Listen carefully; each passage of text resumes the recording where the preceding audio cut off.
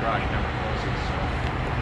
And like RTD and the hospital here, because they know college kids come up in this garage all the time. Oh, for sure. Yeah, people hang out here. It's a really cool place to watch the sunset because sunrise. Yeah.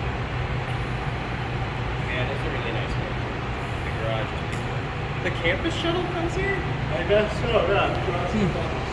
Cool. It's a little more of a hike now to the front. All right. So these are the. What station is this at? University station. All right. These are parking garage elevators at University Station. Do you want to push the button or do you want me to push the button? I'll push it. All right. It's actually called University Station because it's on University Boulevard. Oh. The train does say University of Denver Station over the announcements. Oh, I see. It's named for both of them. Thank God I'm taking the train. Look at that traffic. Yeah, right. Denver traffic. Denver traffic is awful. Oh, yeah. It sucks. Oh yeah, it's worse than Phoenix traffic even. Oh yeah, over there you can see. You see that like apartment building over there? Yes, yeah. Like that big white one? Yeah. Yeah, it's actually 30 floors and it's Kone Alta. Oh, nice. Cool. And then you see the big gray striped building?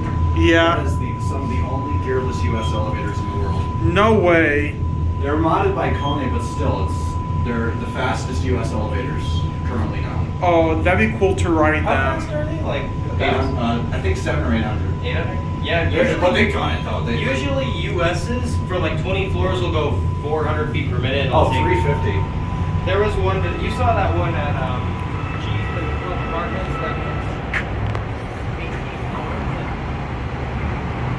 Oh, you just missed the Eli. Cool. Oh, right, he's gotta take us out. So was this the southbound one?